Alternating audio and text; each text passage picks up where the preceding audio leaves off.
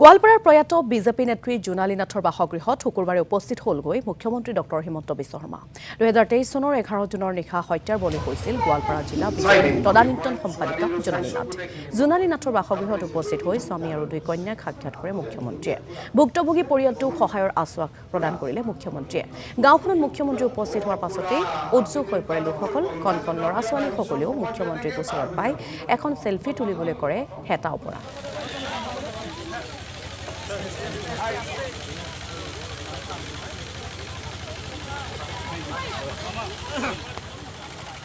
ভাৰতীয় জনতা পাৰ্টিৰ অতি সক্ৰিয় কাৰ্যকৰ্তা জোনালী নাথৰ হত্যা হৈছিলে।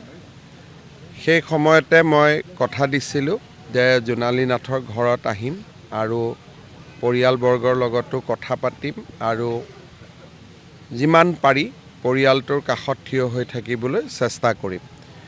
যদিও মাজৰ সময়ছোৱাত মই আহিব পৰা নাছিলোঁ, আমাৰ মন্ত্ৰী অশোক সিংঘাল ডাঙৰীয়াক মই অনুৰোধ কৰিছিলোঁ যাতে পৰিয়ালটোৰ খা খবৰ লৈ থাকে আৰু তেখেতেও নিয়মিতভাৱে খা খবৰ লৈ আছিলে আৰু আমাৰ কাৰ্যকৰ্তাসকলেও পৰিয়ালটোৰ খবৰ লৈ আছিলে। আজি অলপ সময় পাই মই নিজে আহি পৰিয়ালটোৰ বিশেষকৈ জোনালী নাথৰ স্বামী, তেওঁৰ মাতৃ, দুইটা কন্যা সন্তান সকলোকে আকৌ এবাৰ সমবেদনা জনালোঁ।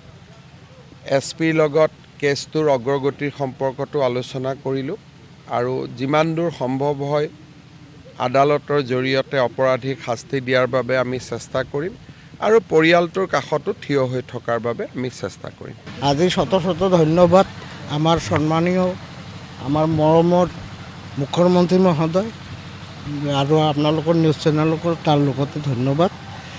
আজি মোৰ মনৰ আশা পূৰ্ণ হ'ল আৰু মোৰ ছোৱালী দুটাৰ দায়িত্ব কমপ্লিট তেওঁলোকে ছাৰে ল'ব কৈ গৈছে আৰু কেছৰ বিষয়ে আমাৰ যেতিয়া জোনালী নাথৰ ন্যায়টা বিষয়ে তেওঁ চকু দিব বুলি মোক প্ৰতিশ্ৰুতি দিছে। আজি বহুত শান্তি পাইছোঁ। মই আজি স্বৰ্গলাভ কৰাৰ দৰে শান্তি পাইছোঁ।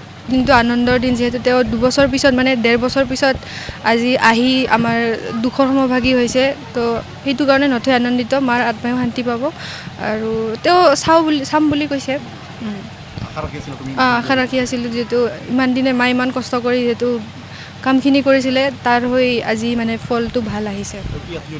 থিয় দিম বুলি কৈছে। কিবা প্ৰব্লেম হ'লে মানে তেওঁ সহায় কৰিম বুলি কৈছে। সংস্থাপন হ'বলৈ কেনেকুৱা লাগিছে, তেওঁ চাব বুলি কৈছে। হয়, যথেষ্ট আনন্দৰ দিন আজি। ইমান দিনৰ মূৰত তেওঁ আহিলে।